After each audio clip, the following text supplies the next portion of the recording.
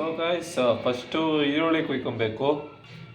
Then chapati ಹಿಟ್ಟನ್ನ ready ಮಾಡಿ ಚಪಾತಿಗೆ ಕಲಿಸ್ಕೊಂಡು ಅದನ್ನು ತಟ್ಟಬೇಕು. ಒಂದು ತವಾಗೆ ಬಿಸಿ ಮಾಡಿ ಅದಕ್ಕೆ ಎಣ್ಣೆ ಎಲ್ಲ ಹಾಕಿ ರೆಡಿ ಮಾಡಿ ನೆಕ್ಸ್ಟು ಚಪಾತಿನ ಅದ್ರ ಮೇಲೆ ಹಾಕಬೇಕು. ಸೊ ನೆಕ್ಸ್ಟು ಚಪಾತಿನ ಹಿಂಗೆ ಹಾಕಿ ಪೂರ್ತಿ ನೀವು ಬೇಯಿಸ್ಬೇಡ್ದು, ಸ್ವಲ್ಪ ಇನ್ನೇನಿದೆ ಅದು ಕಪ್ಪಾಗಬೇಕು. ಸ್ವಲ್ಪ ಅದಾಗಿ ಇಮಿಡಿಯೇಟ್ಲಿ ಇನ್ನೊಂದು ಸತಿ ದಬಾಕಕ್ಕೆ ಹೋಗ್ಬಿಡಿ. ಅದನ್ನು ತೆಗೆದು ಪಕ್ಕದೊಂದು ಪ್ಲೇಟ್ಗೆ ಹಾಕಿ ತೋರಿಸ್ತೀನಿ ನೋಡಿ. ಸೊ ಈಗ ನೋಡ್ತಾ ಇದ್ದೀರಲ್ಲ ನೋಡಿ, ಚೆಕ್ ಮಾಡೋಣ ಬೆಂದಿದೆ ಇದು ಅಂತ.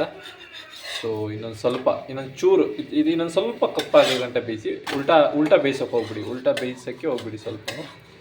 ಸೊ ಸ್ವಲ್ಪ ಕಪ್ಪಾಗಿ, ಸೊ ಅದು ಸ್ವಲ್ಪ ಕಪ್ಪಾಗೋಷ್ಟರಲ್ಲಿ ಏನು ಮಾಡ್ತೀರಾ ಅಂದರೆ, ಒಂದು ಮೊಟ್ಟೆ ತೊಗೊಂಡು ಒಂದು ಬೌಲ್ಗೆ ಒಡೆದು ಹಾಕ್ಕೊಡಿ. ಸೊ ಆ ಮೊಟ್ಟೆ ಹೊಡೆದು ಹಾಕೊಂಡ್ಮೇಲೆ ಅದಕ್ಕೆ ನೀವು ಒಂದು ಸ್ವಲ್ಪ ಈರುಳ್ಳಿಯನ್ನು ಬೆರೆಸಿ, ಲೈಟಾಗಿ ಈರುಳ್ಳಿ ಬೆರೆಸಿ, ಆಯಿತಾ. ಇದಕ್ಕೆ ನೆಕ್ಸ್ಟ್ ಏನೇನು ಹಾಕಬೇಕು ಅಂತ ಹೇಳ್ತೀನಿ ನೋಡಿ. ಇದಕ್ಕೆ ನೀವು ನೆಕ್ಸ್ಟು ಸ್ವಲ್ಪ ರುಚಿಗೆ ತಕ್ಕಷ್ಟು ಒಂಚೂರು ಉಪ್ಪನ್ನು ಹಾಕಿ. ಸೊ ನೋಡ್ತಾ ಇದ್ದೀರಾ, ಇಲ್ಲಿ ರುಚಿಗೆ ತಕ್ಕಷ್ಟು ಉಪ್ಪನ್ನು ಹಾಕಿದ್ದೀನಿ. ಅದರ ಜೊತೆಗೆ ನೀವು ಸ್ವಲ್ಪ ಚಿಲ್ಲಿ ಪೌಡ್ರನ್ನ ಆ್ಯಡ್ ಮಾಡ್ಕೊಳ್ಳಿ. ನಿಮಗೆ ಎಷ್ಟು ಬೇಕು ಅಷ್ಟು ತಕ್ಕನಾಗಿ ಆ್ಯಡ್ ಮಾಡ್ಕೊಳ್ಳಿ. ಸ್ವಲ್ಪ ಖಾರ ಜಾಸ್ತಿ ಇದ್ದರೂ ಒಳ್ಳೆಯದೇ ಅಂತ ಹೇಳಿಕ್ಕೆ ಬಯಸ್ತೀನಿ. ಸೊ ಇದನ್ನು ತುಂಬ ಚೆನ್ನಾಗಿ ಮಿಕ್ಸ್ ಮಾಡಿ. ನೋಡ್ತಾ ಇದ್ದೀರಾ ನೋಡ್ತಾ ಇದ್ದೀರಲ್ವ, ಚೆನ್ನಾಗಿ ಮಿಕ್ಸ್ ಆಗಿದೆ.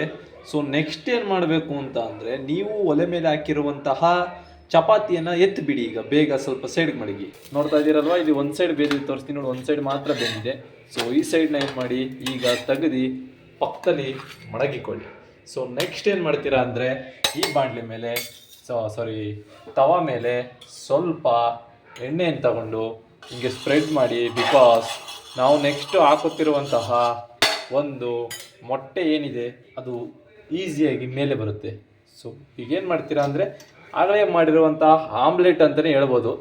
ಇದನ್ನು ನೀವು ಚೆನ್ನಾಗಿ ಮಿಕ್ಸ್ ಮಾಡಿದ ನಂತರ ಅದರ ಮೇಲೆ ಹಾಕ್ಬಿಟ್ಟು ಏನು ಮಾಡ್ತೀರಾ ಅಂದರೆ, ಈ ಥರ ನಿಮ್ಮ ಚಪಾತಿ ಎಷ್ಟಿರುತ್ತೆ ಚಪಾತಿ ಆ ಸೈಜಿನ ಅಗಲ ಏನು ಮಾಡಿ ಸ್ಪ್ರೆಡ್ ಮಾಡಿ. ಬಿಕಾಸ್ ಇದು ಒಂದೇ ಕಡೆ ಇದ್ದರೆ ಚೆನ್ನಾಗಿರಲ್ಲ.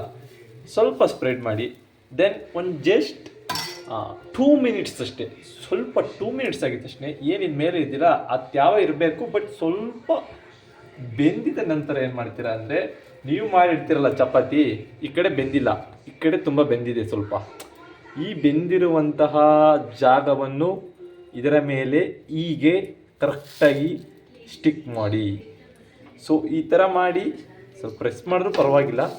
ಪೂರ್ತಿ ಅದು ಸ್ಪ್ರೆಡ್ ಆದಾಗ ಕರೆಕ್ಟಾಗಿ ನಿಮಗೆ ಇದ್ರ ಮೇಲೆ ಚಪಾತಿ ಮೇಲೆ ನೀವೇನು ಆಮ್ಲೆಟ್ ಅಂತ ಅಂತೀರೋ ಅದು ಕೂತಿರುತ್ತೆ. ಸೊ ಈಗ ಬೆಂದಿದ ತಕ್ಷಣ ಎತ್ತಿ ಮತ್ತೆ ಉಲ್ಟಾ ಹಾಕಿ ಮತ್ತೆ ಸೀದಾ ಹಾಕಿ ಆಚೆ ತೆಗಿರಿ. ಸೊ ಈಗ ನೋಡ್ತಾ ಇದ್ದೀರಾ, ತುಂಬ ಚೆನ್ನಾಗಿ ಬೇಯ್ದಿದೆ. ಸೊ ಅದನ್ನು ಒಂದು ಪ್ಲೇಟ್ಗೆ ಹಾಕ್ಕೊಡಿ. ಇದು ನೆಕ್ಸ್ಟ್ ಹೇಗೆ ಸರ್ವ್ ಮಾಡಬೇಕು ಅಂತ ಹೇಳ್ತೀನಿ ನೋಡಿ. ಸೊ ಗೈಸ್, ಈಗ ಏನು ಮಾಡ್ತೀರಾ ಅಂದರೆ, ಮೊದಲೇ ನೀವು ಒಂದು ಕೆಚಪ್ನ ರೆಡಿ ಮಾಡ್ಕೊಂಡಿರಬೇಕು ನೋಡಿ. 15 ರೂಪಾಯಿಗೆ ಸಿಗುತ್ತೆ ಇದು. ನಿಮ್ಮ ಯಾವುದೇ ಒಂದು ಸ್ಟೋರ್ಗಳಲ್ಲಿ ಸಿಗುತ್ತೆ, ದಿನಸಿ ಸ್ಟೋರ್ಗಳಲ್ಲಿ. 15 ರೂಪಾಯಿ ಕೆಚಪ್ ತಂದು ಏನು ಮಾಡ್ತೀರಾ, ನೀಡೋ ಥರ ಅಪ್ಲೈ ಮಾಡಿ. ಸೊ ಈಗ ಏನು ನೋಡ್ತಾ ಇರಲ್ಲ, ಈ ಥರ ಅಪ್ಲೈ ಮಾಡೋದಾದ್ಮೇಲೆ ಏನು ನಿಮ್ಮ ಹತ್ರ ಎಕ್ಸ್ಟ್ರಾ ಸ್ಪೂನ್ ಇರುತ್ತಲ್ಲ ಅದನ್ನು ತೆಗೆದುಕೊಂಡು ನೀವು, ಅಥವಾ ಚಾಕ್ ಏನೇ ಇದ್ರೂ ಸ್ಪ್ರೆಡ್ ಮಾಡಿ ಲೈಟಾಗಿ. ಈ ಥರ ಹಿಂಗೆ ಸ್ಪ್ರೆಡ್ ಮಾಡಿ.